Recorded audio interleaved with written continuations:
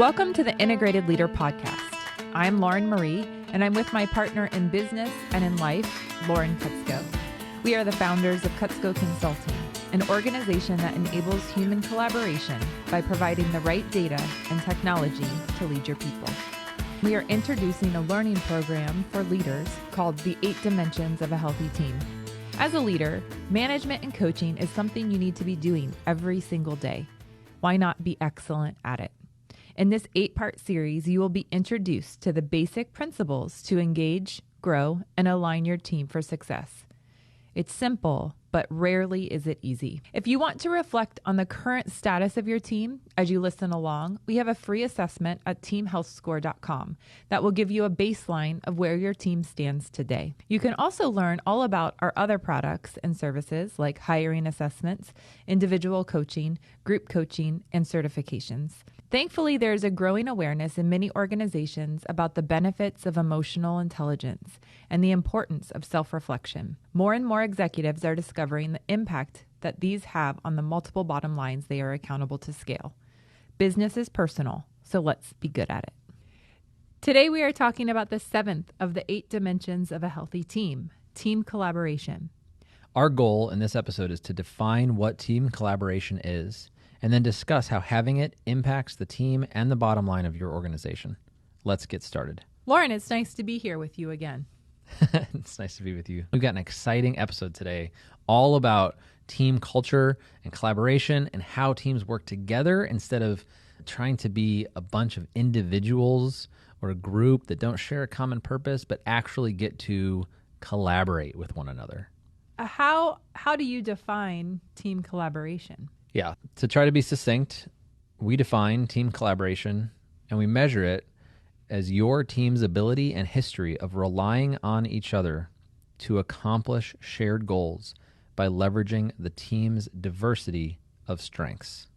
What we're trying to do is basically capture that feeling that some of you may have felt at different moments in your life and haven't been able to feel like you're feeling it the way you want to on your team at work. And now you're the leader of that team and you desperately want to create a culture that people jump out of bed to come to work and be a part of every day. But you're realizing it's not that easy. It's kind of that elusive sense of chemistry that you have with people. It's the synergy that you feel with people. And a few episodes ago, we talked about compatibility, how you can orient the members of the team around the strengths that they have so that the people on your team actually are compatible with one another. This episode's a little bit different than that. We want to talk about now that you've got everybody on the team, you know you've created compatibility. How do you do the things as the leader that force them to work together instead of the human temptation to just sort of work independently from one another? We don't actually want to call that wrong or bad necessarily. There are football teams and there are basketball teams and there are golf teams and swim teams. These things are still teams, swimming and golf, but those are very individual sports. We are definitely trying to discuss how to create a collaborative environment, not like a golf team, not like a swim team. Not like I'm just going to combine your score with mine at the end and see where we end up. Exactly. Because there is a time and a place for that, but that's not really within the scope of this episode. We're not trying to say that that's not a team or that's a bad team or that you shouldn't do that necessarily. But it's not a collaborative team. But this episode is all about how to create that synergy of we've got a bunch of people doing different things with different strengths, and we're all trying to achieve something that none of us could do if we weren't on this team. We actually can't do this by ourselves. Like Broadway. Broadway play is a great example, right? I need all the actors that are on stage, and they're going to be playing different parts, and you can't do a good job as the lead role without interacting in an effective way on stage with somebody in a supporting role. Not to mention needing a spotlight and to be mic'd. Absolutely. Then you've got all the stuff that's happening behind the scenes in the music and in the lighting and all of the different parts of it. When you zoom out from these really big productions, whether you're talking about the arts or sports or military, we want to show you as the leader how to create that culture on your team, not the kind of culture where people are glad when they don't have to interact with anybody and they say things to each other like, just stay in your own lane. I got this. Yeah, that's not team collaboration, but I want to acknowledge that that feels good to a lot of people. What does? Showing up to work and being able to do whatever you said you were going to do and do it at your pace and not have to collaborate. Just because you don't like to collaborate or you don't know how doesn't mean that you're not on the right team. Does it? I don't know. That's a good question. I mean, I think if as yourself reflecting on this, you're feeling like, oh, you know what? I am sort of a golfer, not a football player, or I'm the kind of person that likes to do stand-up comedy, not a Broadway production, or not improv comedy. Right. It's an okay realization, but I do think it may indicate to you that by putting yourself on a team, that may not be the right place. It depends on what the team's goal is. Absolutely. Right. Yeah. But there are ways, not to tread too far into a career conversation, but there are ways to make a living utilizing your skills all by yourself. You don't have to be on a team. If that team wants to create a culture of collaboration, then that's what this podcast is about.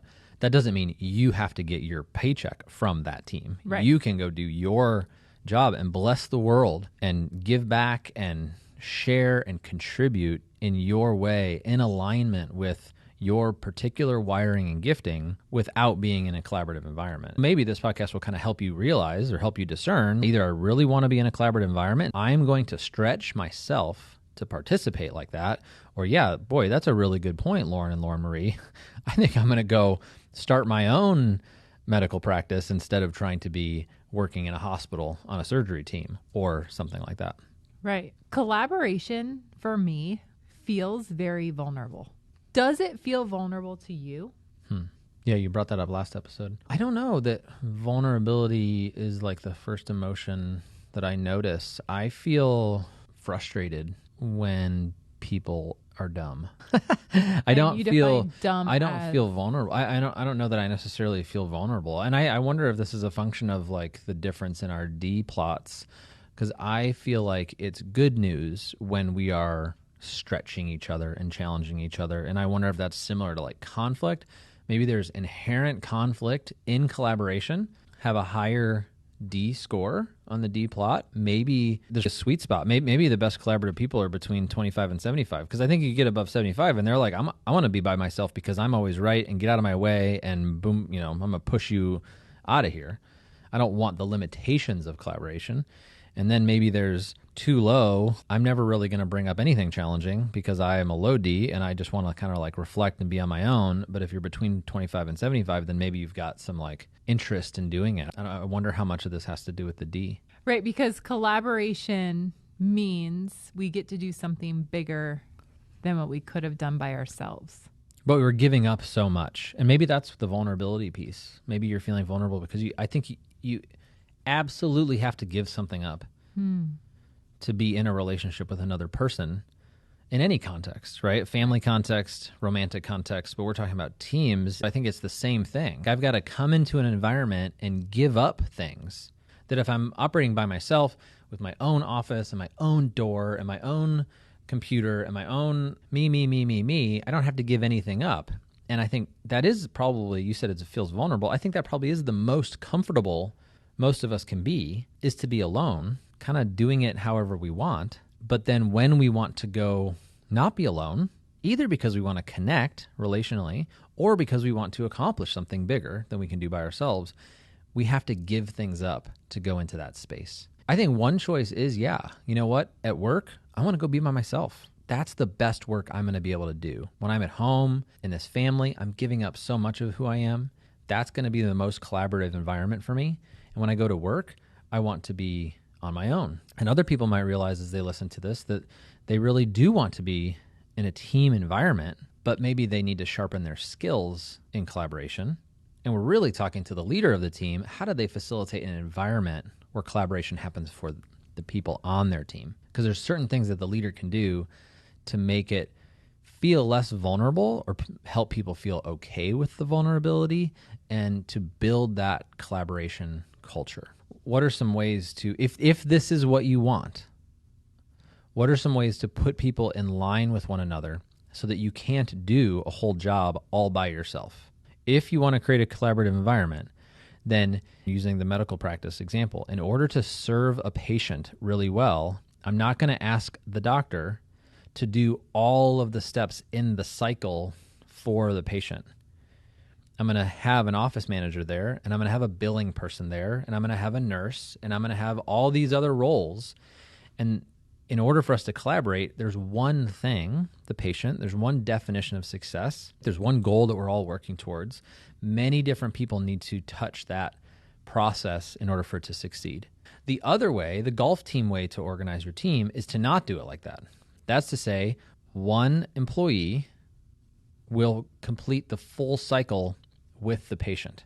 Again, not right or wrong, but if you want to create a collaborative environment, don't set up goals that individuals can accomplish all by themselves. Can you flesh that out a little bit more? What does that mean? We could use a sports example. If you're trying to get the football from one end zone to the other, the quarterback can grab the ball and run it into the other end zone, but most likely they're going to want to receive the snap from the center and then throw the ball to the wide receiver who's going to run it into the end zone and score. You can't do it without a team. I think that it is also helpful to understand the role in that your offensive line isn't touching the ball. Knowing your place in the mission. Does not have to touch the ball in the case of a football I don't team. touch the ball as the offensive line. Right. I make sure that my quarterback is safe. Right. And that's my metric, and that is an important part of the touchdown. Yep. A lot of this becomes a lot more obvious when the manager and the leader of the team really knows with extreme clarity who the people on the team are and what they're good at and what their job responsibilities are and what the goal of the team is and how that gets measured and tracked.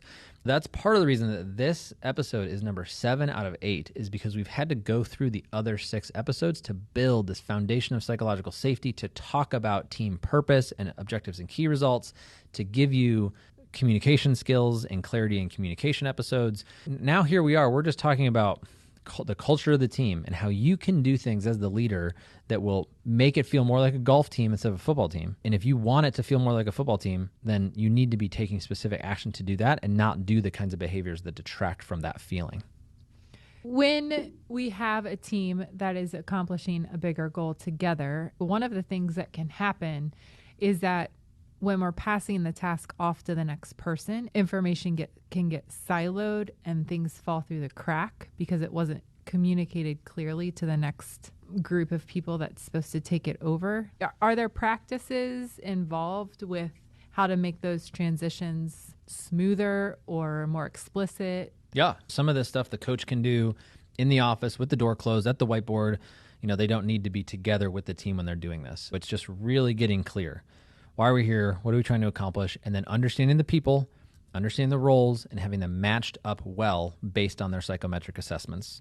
So that's a lot of pre-work that you can do. Then we want to do the kinds of things where we are developing one another, we're practicing skills. The next episode, we're going to talk about development because we're really not assuming that everybody knows how to do everything perfectly all the time. I do think a lot of leaders hire people. They go, hey, I was hiring you into this job, and in the interview process, you told me you could do this job, and now we're in here, and you're telling me that, you know, you seem like you're not doing the job. We talked last episode about knowing what to do, how to do it, and wanting to do it. What we're talking about in the collaboration episode, though, is creating that culture. Aligning the individual goals with the team objectives can be as simple, once you know what that objective is, it can be as simple as breaking it into parts. We need to do 9 things, and there's 3 people on the team. Instead of giving 9 things to one person, I'm going to intentionally give 3 things to each of the 3 people. It could just be a matter of math and breaking it down. It could be a process. We talked about the football moving down the field process. These are things that, as the leader, need to organize and, first of all, desire there to be multiple touches, multiple hands on the ball as it travels down the field. One thing in sports and in theater, you have practice and you have simulations and you are working towards the actual event, right. How do we incorporate this type of mentality of practicing a few times in the workplace? Because it doesn't really seem like in the workplace we have this idea of, it's game time every day. Right. hours a day. If you have the type of work environment where you can create a sense and a rhythm and a cadence of practice time and game time, please do that. In a white-collar environment, which is generally the context that we've been speaking into, you have to do a lot of work. That's not naturally built into the 40-hour work week, but you, the team leader, can create those rhythms. You can have a weekly team meeting every Tuesday afternoon, and you can say, this is game time. Or you can say, this is practice. Game time is when we deliver the report every November. For 2 months leading up to that report that we do every single year at the same time, no one's scheduling family vacations. Everyone's working longer, whatever. Accounting has this built into it big time, right? There's the April 15th accounting tax deadline every year. If you don't have those kinds of rhythms built into your work, create them yourself. One of the things that a lot of people look at as one of the moments that Apple changed from being not a very successful company to the most successful company in the world, which it still holds that record today, was when they started doing an annual release of the iPhone. By creating this arbitrary cadence and pace into everybody knows that in June, we're doing a conference in San Francisco, and Steve Jobs is going to be on stage demonstrating with a real device in front of thousands of reporters the new release of the new iPhone.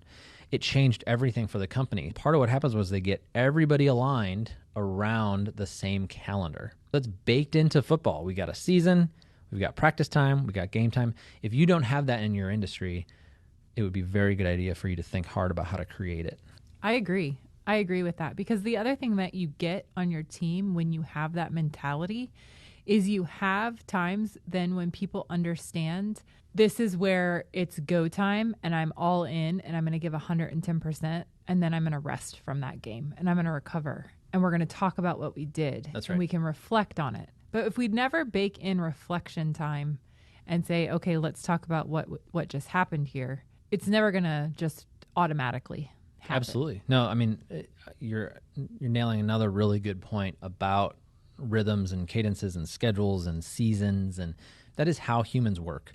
If you can align your work schedule with that instead of an arbitrary 9 to 5, then that will be better for the team and the goals that you're trying to accomplish. Don't just pick up arbitrary schedules that are handed to you. Think hard about them. If you have to have a Monday through Friday schedule, you have to have one. If you don't, think about what it should be. Right. I think a good example is the way that we've decided to structure this podcast. Is we knew that we did not want to do a podcast every week for the rest of our lives because that's too much. Yeah. I mean, you mentioned too much a couple times here. I think it'd be good to get into that. People have limitations, right? We're not dealing with robots, and everyone rests differently. Knowing your team and the individuals on it, and instead of creating arbitrary rules that everybody must live by, insofar as you can give people space, they likely will naturally rest and work on a rhythm that works for them. Now, you may realize you do have some people on the team that really need structure. You're not going to be able to give everybody the choice of how to do things because some people will never show up when you do that, but you can include them in the process if you discover for your industry and your workplace that it is arbitrary. Yeah. Some people really need that external urgency put on them. Right. Having clear boundaries helps them feel safe and show up 100% because they know it's for this amount of time. And then I'm going to go back into whatever state I was in before. Right. I don't know how we started talking about schedule so much, but like since COVID, a lot of companies went full remote. And everybody that was coming into the office went completely remote. And then some companies started realizing that's too much to ask of their people. They used to have these rhythms of the commute and a lunch break. And when they're working from home, those rhythms, like you're talking about, were taken away, those structures. Now people, where they used to do an 8-hour workday, let's say, because they had a 30-minute commute on either side and a lunch break in the middle, now they're working that full time. When they would start commuting before, they've logged into their computer. When they would end the commute before, they've logged out of their computer, potentially. Technology has made this really hard. A lot of places have been experimenting with decreasing the length of the workday down to 5 or 6 hours from 8 because of that, because they know that these boundaries are really hard to set now when you can't do them physically. You can experiment with those things. A lot of the companies that are experimenting with these are discovering that productivity metrics do not go down when you decrease the number of hours in the workday. And that's because people generally know how to stay productive, and they actually want a little bit more freedom of place and time and when they get things done. Obviously, we have to, in many cases, collaborate in the same space. If we're both physically working on the same product in the laboratory, we need both sets of us there. We need 4 hands working on this, not 2 hands. We need to schedule that and both show up at the same place at the same time. But there's a lot of tasks that can be done in knowledge work that can be done asynchronously. As the leader, are there red flags to indicate whether or not you may or may not be contributing to the effective collaboration on your team? I think a lot of the indicators are actually in that psychological safety realm. We get invited to uncover areas of conflict on teams using our employee stress assessments and our emotional intelligence assessments, and through interviewing all of the employees on teams quite often. And one of the things we often discover is this fear-based silo mentality where people do feel vulnerable, like you mentioned, but they're too afraid to share that vulnerability with their coworkers. That, when left alone, turns into toxicity in your culture. And so I think that's one of the things you're going to notice is this hiding. If you're the leader of a team and you notice that people aren't volunteering weakness, if they are closing their door and trying to be a little bit more reclusive, and they're doing it in sort of inappropriate ways that they haven't discussed. Because if you're going to do that, you can share that with the team. You can say, hey, I know of myself, I need to go into deep work cycles for 3 hours a day, so I'm going to shut the door and turn off my notifications and, close the blinds. Like that, it's on the table. People know that about themselves. They share it with their team members, and everybody applauds when they're willing to set those kind of boundaries. If they're unwilling to say those things and you're not hearing that kind of feedback come from your people, it's likely that you're not creating an environment that's safe enough to do that. And one of the first things you need to do to create that safety is to go first in sharing the vulnerability. When was the last time you made a mistake? Tell your team in your next team meeting. When was the last time you tried to get something done that didn't go the way that you were hoping that it would go? Share the example with the team. Why did you hire the people on your team? Was it because you couldn't get everything done that you wanted to all by yourself? Tell them that. I need you here. That's why I built this team. I am weak without you all, and weaknesses belong here. An image that popped in my head when you were describing that was a non-anxious leader. We've been watching the Comey show. Oh, yeah. The Comey Rule on Netflix. The Comey Rule. Yeah. There is a lot of bad things that happen in that show that get reported to a leader. I have to update you on something. We've got an incident. And when this is reported and something like mayhem is happening, there is no emotion being shared from the leader. That is not a surprise that something bad happened. It's not a problem that they're bringing it. Thank you for telling me. I want an update in an hour in my office. Yeah. Instead of what some people, I think, fear from their leader is a very anxious present. What do you mean? Right. There was a problem. Why couldn't you tell me? Right. Solve the problem. Bring me solutions. Don't bring me problems. Yeah, but I just told. That is me. This is me telling you. Right. Yeah. No, it's interesting because you bring up a work context, right? Politics, the government. He's the director of the FBI. It's all about problems. The whole thing is about discovering problems. And the context with which Amy Edmondson came up with psychological safety was from researching emergency room doctors. She's noticing in her research that the teams that had the best outcomes with those patients were the teams that had the most mistakes happening. And she was like, well, what's the deal with that? And it wasn't that they had more mistakes happening. It's that they were more fluid and free reporting the mistakes. And so because they were talking about them, those mistakes then were getting resolved by the team, and then the outcomes of the patient were better, and they were living instead of dying, or other things that go wrong on surgery tables. That is a great example from, Washington, D.C. I think one of the things that happens in environments where you don't have that level of intensity all the time is people expect that there shouldn't be problems. Right. They don't want there to be problems. Please don't, please solve these problems. But if you can get it to a place where, hey, we're all here to solve problems together, problems are expected, humans aren't perfect, Let's voice these together. This is the safest room in the building to talk about things that you did wrong today. One of my favorite things that teams can do to create this is both belongs in the collaboration episode and the psychological safety trust episode, is a meeting during the team meeting, giving an award to the employee that makes the biggest mistake in the past 7 days or since the last team meeting.